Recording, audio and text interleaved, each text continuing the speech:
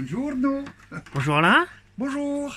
ça va? Mais oui, ça va, ça va. Tu t'attendais pas à notre visite? Non, pas forcément. Est-ce que, Quel bon vent t'amène? est-ce que tu devines pourquoi on est là, Alain? Pourquoi on? Vous êtes plusieurs? Moi et les téléspectateurs. Ah, bah pour présenter ma fiche room. Tout à fait. Ah. Mais j'étais en train de bricoler, supprimer tous les petits vases qui a fait le début de ma passion Oui. pour l'aquariophilie. Je stockais des petits bêtas là-dedans. Puis du coup, bah voilà, j'ai arrêté ça. Et puis je suis en train de démonter tout. Et à la place, je vais remettre des petits aquariums pour faire des petits guppies de sélection, par exemple. Tu vas nous montrer tout ça en détail? Détail. Si tu commençais par te présenter un petit peu. Moi, Oui? eh ben, je m'appelle Alain. Ouais. Je suis passionné à la base d'aquariophilie. Mhm. Ensuite, j'ai dérivé vers la passion des oiseaux d'élevage. Et... Il y a des bouches. Et du coup, depuis que je suis en retraite... T'es en retraite? Oui, je suis en retraite. À 55 ans? Ah non. Enfin, je fais peut-être 55 ans, mais j'ai pas 55 ans. Ouais. Et du coup, bah, il fallait bien que je m'occupe. Alors, je me suis lancé dans l'aquariophilie. J'ai débuté avec un vieil aquarium que j'ai sauvé de la déchetterie. Qu'on peut apercevoir au fond, il me semble. Oui, que je vais certainement Qui est vide maintenant. recycler, soit le réutiliser, soit le virer et essayer de retrouver une batterie. Mais bon, pour le moment, c'est un petit travail d'hiver. Mhm.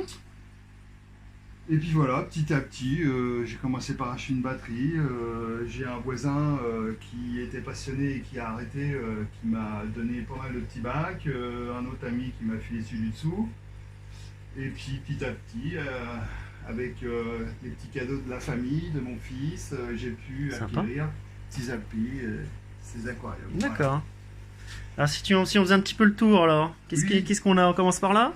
Eh ben, le premier, après l'aquarium, ça a été le petit aquaterrarium. Ouais. Et puis, j'ai acheté quelques tortues. Enfin, 2 tortues, exactement. 2 pour être exact. Voilà. Et puis, bah, voilà, j'ai mis quelques plantes. Ça pousse, ça pousse, ça pousse. J'essaie de donner un aspect naturel. Mhm. Après, ça a été pratiquement le deuxième, là, que j'ai un aquarium que j'ai racheté l'occasion. Donc là, c'est des poissons d'eau froide, hein, des Xenotoca. Bon, c'est pas spectaculaire, mais personnellement, j'aime assez. Donc voilà, ça s'est reproduit Tous les aussi. petits là, c'est ce qu'on voit, c'est la reproduction. Ouais, tous les J'arrive petits, pas à ouais, faire la ouais, mise au ouais, point. ouais, ouais. Ok. Ensuite de ça, ce petit aquarium, une 50aine de litres, qui a maintenant un peu plus d'1 an, qui est super bien planté. Une petite population. Des crevettes dans celui-ci, qu'on voit rarement forcément parce qu'elles savent très bien se cacher. Des ancistrus. Voilà, quoi, quelques petits... Bon, on va pas voir grand chose, et puis avec le téléphone, c'est difficile de faire la mise au point. Ouais, enfin c'est vraiment des aquariums que j'essaie de faire nature. C'est peut-être un peu chargé en plantes, mais j'aime assez personnellement. Mhm. Bon, ensuite de ça, une batterie que je suis en train de rééquiper petit à petit. Donc j'avais commencé par les 2 premiers étages. Donc c'est des petits aquariums de 20 litres avec des guppies Handler de sélection. Donc là, les petits bacs, là, c'est que du guppy ou Ouais, que du guppy sélection. Ouais. Ici, c'est du El Tigre. tu fais de l'élevage alors hein? On va essayes, dire, en tout cas. ouais, de la conservation parce que... Il faut que ça... El Tigre. Yes. Des Cumana Rainbow, une autre variété. À côté, j'en parlerai pas trop parce qu'ils m'ont été vendus sur ce nom-là, mais quelques amateurs plus chevronnés que moi m'ont dit qu'au Mexique il n'y avait pas de guppy, donc pour le moment, voilà, ils ont ce nom-là, mais c'est pas forcément. Poecilia reticulata SSP Mexique. Voilà, mais c'est pas gagné du tout. Ok, et ça, c'est pas des guppys alors, ce que je Alors, vois. un dernier guppy ici, et ensuite L'air deux Tiger. populations. Ah, c'est pas pareil. Tiger Non, et El Tigre, c'est pas non, pareil. du tout. El Tigre, c'est un poisson qui vit naturellement en Amérique du Sud. Celui-ci, c'est des guppies de sélection en fait. Hein. Mhm. Deux populations d'Aphio. Donc voilà, la Fiosémion Gardneri. Un couple. Ça reproduit ça? Bah, j'ai un petit Facilement? dedans. Ouais. Facilement, ça a l'air. J'ai un petit dedans que je vois pas trop souvent parce que pour le moment il n'est pas suffisamment grand pour résister aux charges des parents, mais il est toujours vivant. C'est assez étonnant d'ailleurs parce que Bon. voilà. Et puis l'autre côté, bah, j'ai la même chose en gold, mais bon, je les vois pas souvent.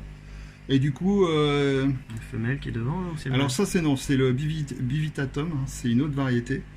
Ça c'est la femelle, le mâle est tout dans le fond là-bas. Et par contre les Aphio Gold, vraiment ils ont complètement peur, ils sont toujours cachés dans le fond. Ah, t'as deux couples là-dedans? Ouais. D'accord. Effectivement, ouais. Bah ici c'était en travaux et puis entre temps j'ai eu une ponte de scalaire que j'ai essayé de sauver. Des petits scalaires. Effectivement, c'est la nage libre et tout là. Donc là bah, ça se passe plutôt pas trop mal, donc mon fils m'a prêté un aquarium, donc je les ai mis là-dedans, il y en a quand même pas mal. Au début ils se regroupaient tous plus ou moins, maintenant ils sont en petite population. Alors du coup, spécifiquement pour eux, j'ai fait l'élevage d'Artemia salina. Et entre deux cultures, je donne de l'angulule de vinaigre hein, que je tire dans les petites éprouvettes. Ouais, carrément. Voilà. Celui-ci, il se trouvait là. Et du coup, j'ai besoin de la place. J'ai refait une fixation. Puis là, ça va être une petite population de guppies. Ça, c'est les femelles qui sont censées être vierges. Et l'autre côté, c'est des petits mâles issus de Red Scarlet, mais avec un gène Platinium que je vais essayer de fixer. D'accord. Voilà. Donc là, ils étaient dans les petits vases, ils sont en cours d'acclimatation. Hop. On y va mollo, quoique le handler c'est quand même relativement solide, beaucoup plus solide que le réticulata, hein, parce que les réticulata, à chaque fois que j'ai pu en acheter, c'est souvent une perte au bout de 15 jours. Après, j'ai racheté une batterie, 3 Belle batterie. aquariums, dont 2 qui sont... Du matériel de peut-être d'animalerie qui a été recyclé, ça c'est ça, des choses comme ça ou... Probable. Ouais, probable. Donc, celui du haut et celui du bas, bah, ils sont plantés, et décorés et roulés. Et celui du milieu, bah, il est en attente de réfection, c'est pour ça qu'il n'y a pas de déco. Il y a des plantes que j'ai en rab que je mets là-dedans. Bon, ça fait une déco tout de même, mais c'est pas un aquarium fini. Et depuis quelques jours, j'injecte du CO2 dans mes bacs. D'accord.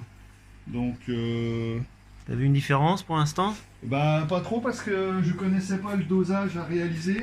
Donc j'ai acheté des petits appareils avec un réactif qui va se colorer en fonction de la teneur, le pH, hein, qui va nous donner la teneur en CO2 du bac. Donc il passe sous 3 couleurs. Hein. S'il est bleu, il n'y en a pas assez. S'il est vert, il est correct. S'il est jaune, il y en a trop. Non, c'est l'inverse. Oui, bon, t'embêtes pas avec les couleurs. Ouais. Non, en fait, quand il y en a jaune, il y en a trop. Parce que le pH devient trop acide. Quand il est vert, c'est bon. Et quand il est bleu, il y en a trop, le pH devient basique. D'accord. Donc c'est pratique. Hein. J'ai mis ça en route depuis 2 jours. Là, je vois qu'il tourne un tout petit peu ouvert. Donc il serait pas trop mal. Et celui du bas, ça commence aussi, mais je pense qu'il faudra que j'en achète un petit peu plus. Donc j'injecte le CO2 par un diffuseur céramique à un bout. Et puis avec le drop, là, à l'opposé, je vais mesurer le CO2. Enfin, en tout cas, qui est ici. Oui, alors là, j'avais acheté un détendeur, un répartiteur 3 départs, de façon de pouvoir fermer 3 bacs. Donc là, il y en a 2 qui bullent, et l'autre qui est en attente pour celui du milieu quand il sera redécoré. D'accord. Mais pour être redécoré, il faut que je cycle un autre bac pour pouvoir stocker les poissons qui sont dedans. Bon, après ça, là, on a encore toute une tripotée de petits bacs ici aussi. Voilà, donc avec quelques communautaires. Bon, en bas, c'est ce que j'appellerais un bac de pouce que je que j'utiliserai plus prochainement peut-être avec une déco. Parce qu'en fait, je me rends compte que les guppies, vu le temps que ça met à grandir et à être adulte par rapport à une population d'adultes, des fois, on perd les adultes quand les jeunes sont adultes. Donc du coup, quand on les reproduit en petite quantité, hein, bien sûr. D'accord. Donc là, il y a un peu de Kohaku dedans. Exifo. Oui, des Xifo Kohaku et puis des guppies, un peu de tout d'ailleurs. Quelquefois, des gens en ont trop ou m'en donnent, je mets ça là-dedans et puis ça vit ce que ça vit. Ok. Niveau suivant. Voilà, c'est un petit bac, ça fait partie de ceux qui m'ont été donnés, là, ces 3 bacs-là, d'ailleurs c'est 4 bacs. Donc avec une population Colisol Alia, Ramirezzi, un peu de couleur, pas pour faire de la repro, hein, pour l'agrément. Ça bagarre un peu. Hein. Oui, oui, oui. Bon, j'essaie de pas trop surcloper les bacs, hein. Ça sert à rien. Et j'essaie aussi de les planter beaucoup, de façon à ce que ça soit le plus naturel possible. À côté, une souche de guppies Campoma, avec un platy Mickey qui a qui a fait des petits là-dedans. Donc il y a des petits guppies et puis des petits platis. Celui d'à côté. Ouais. Celui d'à côté, je sais pas, il est devenu très sale. Je sais pas ce qui se passe. Un filtre encrassé peut-être. Non, la pompe a été faite hier et bon je vois qu'il y a plein de sédiments qui se sont déposés. Il y a aussi de la roche qui a. Alors je peux suspecter, il y a 2 ancistrus, ils se sont peut-être mis une peignée là-dedans. Ils ont retourné un peu toute la merde. Ouais, il va falloir siphonner tout ça. Ouais. Bon, c'est dommage, il a été nettoyé il y a quelques temps. Celui d'à côté, un couple de scalaires. Alors comment tu sais que c'est un couple? Du coup, parce qu'il y a encore des pontes. Ah oui, effectivement. Et puis... Alors, une nouvelle ponte ici sur les feux Danubio encore. Hein. Ouais. Et puis, c'est forcément un couple parce que les petits que tu as photographiés tout à l'heure... D'accord, ils sont issus de ce couple. Voilà. D'accord. Donc j'ai une très jolie plante, une aponogueton, mais qui est gentiment mangée, je pense, par les scalaires, d'ailleurs. Ah, il a picore, il a grignote. Ouais, donc je pense que c'est pas une plante, enfin les feuilles sont super fines et super fragiles. Je pense que c'est pas une plante à mettre en présence de scalaire. Ça monte la garde en tout cas. Oui, parce que dedans il y a 5 barbuvères. Bon, à la base c'était pas prévu pour faire un bac de repro, hein, donc... Ils sont bien planqués en tout cas. Ouais, ils se plantent. Ah oui, au fond là-bas, je sais pas si on a la personne. Bon, je pense que ce sera un bac qui sera dans l'avenir à refaire. Mettre que de la Nubia, qui ont des feuilles très très solides, et du coup... que des Discus. Non, les scalaires. Des scalaires, autant pour moi. Au-dessus, toute une série de petits bacs aussi avec des variétés de guppies différents. Santa Maria. Handler Japan Blue. C'est Japan Blue double épée, on va dire, parce qu'ils ont la queue vraiment... Les Silverado. Handler Tuxedo. Alors ça, c'est un nom commercial. Je les ai achetés sous ce nom-là. Maintenant, je sais pas si c'est vraiment leur vrai nom. Bon, ils ont été achetés sous ce nom-là maintenant. Tous les bacs il y a toujours un petit peu de crevettes dedans. Hein, Venghi. Voilà, la souche traditionnelle de base. Celle qu'on voit le plus. Et puis une variété de blond, Lorraine blonde. Le blond quoi. Ouais, le blond quoi. Au-dessus, 2 bacs de pouces. Un mixte Xifo Kohaku. Xifo, Platy, Platy Showa, et toute une pelletée là. Alors, les Platy sont des jeunes des Showa qui sont dans le bac derrière toi. Mais j'ai l'impression qu'ils ne viennent pas comme les parents. Donc, bon, en tout cas, c'est du Platy. Pas forcément une souche fixe. On verra en grandissant s'il change de couleur. Il y a 2-3 guppies qui traînent, mais alors vraiment 2-3 que j'ai pas voulu mélanger avec le bac d'à côté Parce qu'ils sont issus de femelles Handler avec un réticulata blanc, un platinium. Donc du coup je voulais voir ce que ça donnait. Ça donnait rien du tout peut-être. Hein, Et du reste, je vois plus trop de guppies en fait, quand je regarde bien. Il y en a un jaune là, qui monte. Oui, il y a quelques guppies là. Alors bon, ils sont affamés en permanence, hein, ça suit le bout de doigt. Ils sont affamés tout le temps. À table. À table, alors je leur en donne 3-4 fois par jour. Des petites quantités, des petites pastilles, hein, enfin des petites quantités, tout est relatif, hein, avec Alain, bien évidemment. Ouais, mais tu vas voir, en 5 minutes c'est mangé, il n'y a pas de problème. Hein. Non, c'est pas des lentilles d'eau, c'est des paillettes. Ouais, c'est tout petit, hein, parce qu'ils n'ont pas des grosses bouches. Et à côté, à côté, c'est donc les réticulators, hein, des jeunes que j'ai voulu garder pour essayer de voir. Tu as pris une belle taille quand même, tes jeunes là. Ouais, après j'attends des jeunes contre 3 semaines. Oh, non, ils ont plutôt 3-4 mois. Eux c'est pareil, hein, tu vois, ils sont attirés, c'est pas qu'ils m'aiment, hein, c'est l'appel du ventre, hein, tout le temps. Ah oui, c'est encore pire qu'à côté. Voilà, donc allez, une petite dose. Donc là j'attends de voir quand ils seront un peu plus adultes comment vont se positionner les mâles. Bon, ça n'a pas l'air extraordinaire, mais bon, en tout cas, ils sont là.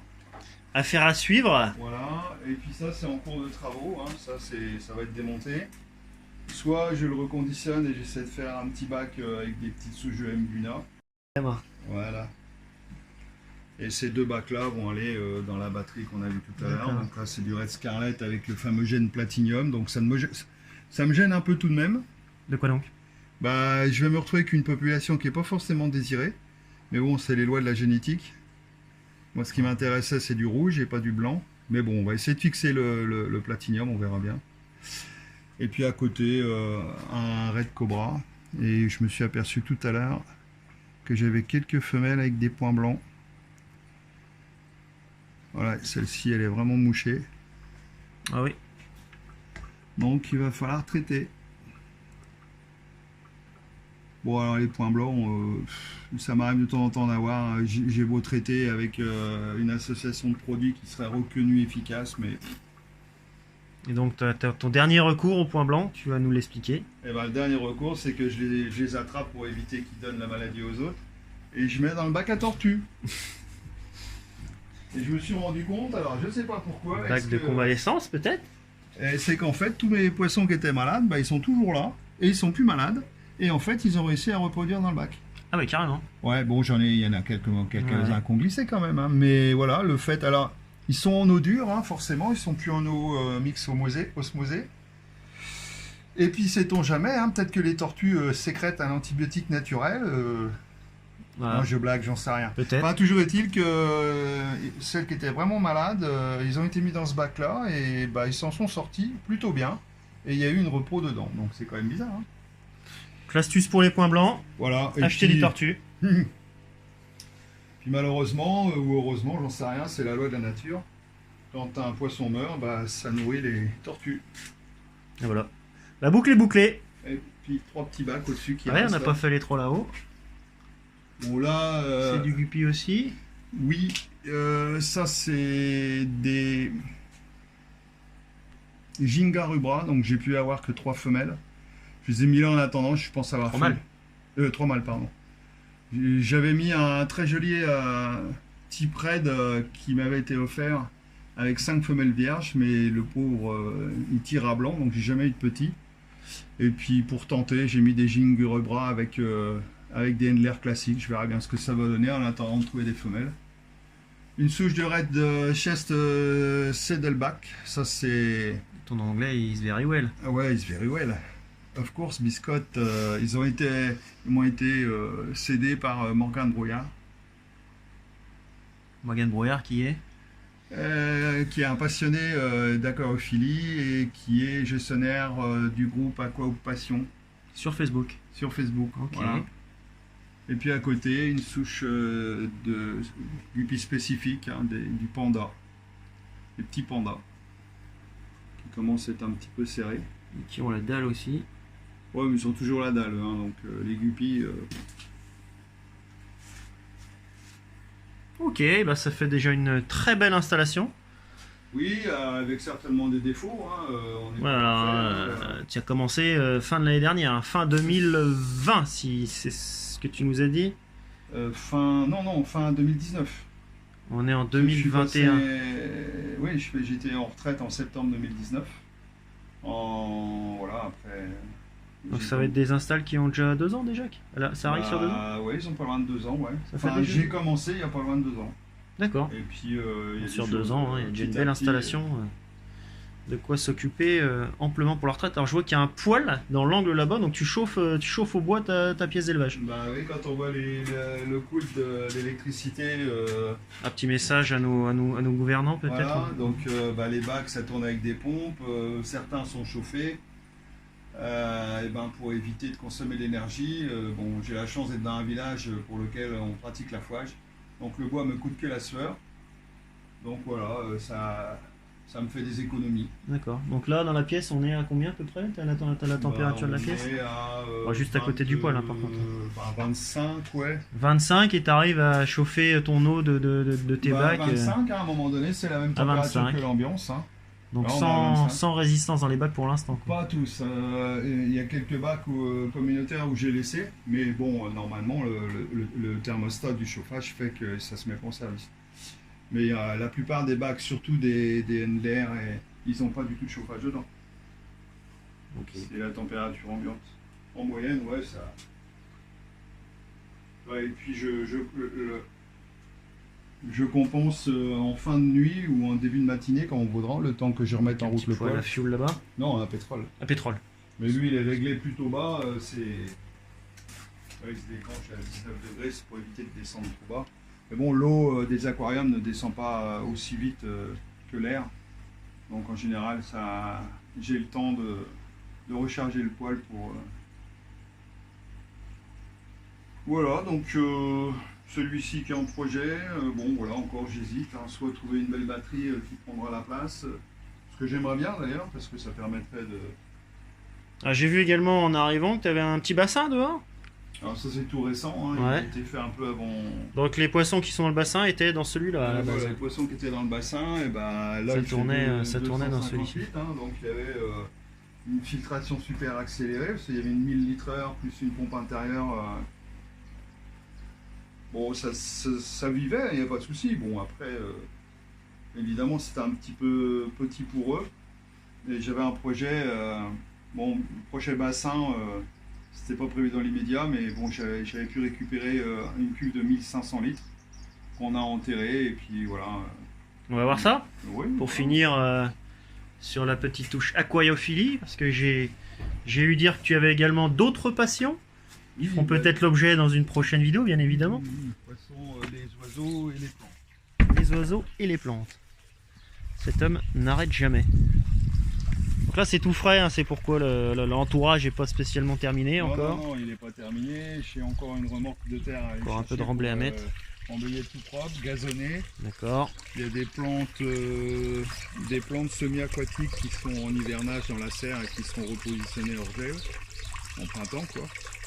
Et puis je vais voir pour mettre peut-être quelques cailloux dans le fond et puis de quoi faire pousser un nénuphar, mais ça je verrai ça au printemps. D'accord, donc là quelques carcoïs, les poissons rouges, c'est un petit mix quoi. Oui. La petite fontaine. Et donc la filtration qui est enterrée là-bas. La filtration dans le tonneau. Enterré un tonneau, carrément. Et du coup la pompe est à l'intérieur avec...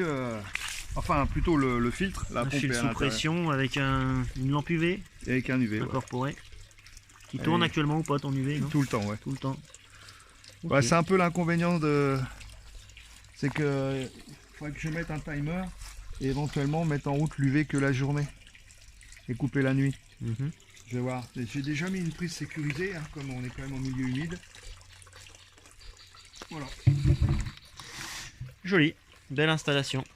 Oui, oh, c'est pas non plus très grand, hein, mais... Non, mais c'est bien suffisant avec déjà le travail que représente le nombre d'aquariums.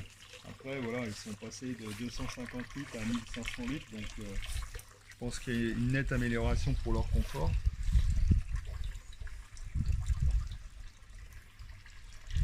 Ok, et ben c'est là-dessus qu'on va se quitter. Oui. Et si vous avez des questions, n'hésitez pas à les mettre en commentaire. Et on se retrouve dans une prochaine vidéo pour que tu nous présentes tes oiseaux. Voilà. À bientôt. À bientôt. Au revoir. Au revoir Nicolas.